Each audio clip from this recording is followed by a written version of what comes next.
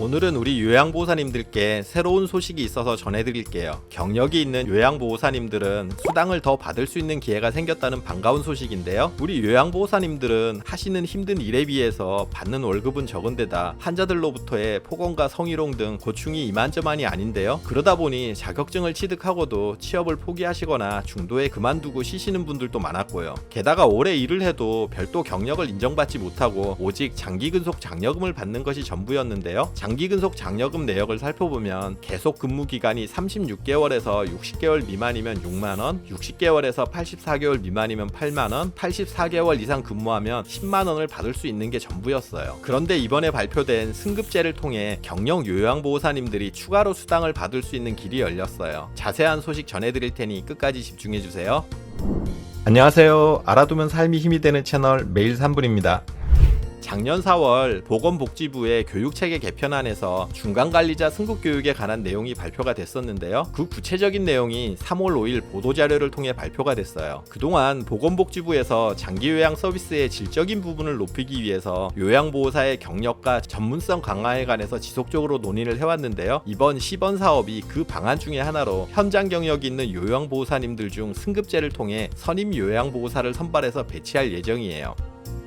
요양보호사 승급제 실시. 선임 요양보호사란 일반적인 요양보호사님들의 업무가 돌봄 요양 관련 일이 주 업무라면 선임 요양보호사는 이외에 신임 요양보호사의 교육과 지도하는 일을 하고요. 또 요양보호사님들의 고충 상담과 함께 수급자에 관한 사례 관리 지원 업무도 담당하게 될 예정이에요. 한마디로 기존 요양보호사님들을 지도 관리하는 상급자 역할을 하게 되는 건데요. 선임 요양보호사의 자격으로는 장기 요양시설에 근무하고 있는 요양보호사님들 중 월 160시간 이상 근무한 기간이 60개월, 그러니까 5년 이상의 경력자를 대상으로 해요. 경력이 되는 경우라도 본인이 하고 싶다고 다 되는 건 아니고요. 해당 시설에서 추천하는 분들 중에서 가능한데요. 선임 요양보호사는 시설과 일반 요양보호사님들의 중간 역할을 하게 되는 만큼 시설에서 본인들 마음에 드는 분들을 선발할 테니 어쩌면 당연한 거라는 생각이 들어요. 해당 시설에 추천을 받게 되면 국민건강보험공단에서 실시하는 승급교육 40시간을 이수한 후 선임 요양보호사로 현장에서 일하게 돼요. 가장 중요한 부분이 선임 요양보호사가 될 경우 얼마나 더 받게 되느냐일 텐데요. 선임 요양보호사는 한 달에 15만원의 수당을 추가로 받을 수 있어요. 위에서 장기근속 장려금에 대해서 설명드렸는데요. 선임 요양보호사가 수당에 장기근속 장려금을 더할 경우 기본급여보다 23만원에서 25만원을 더 받게 되는 거예요. 이 금액이 만족스러운 수준은 아니더라도 하나씩 요양보호사님들의 처우 개선이 논의되고 실제 이루어지는 부분에 더 큰 의미가 있는 게 아닌가 싶어요. 전반적인 시범사업 내용에 관해서 설명드릴게요.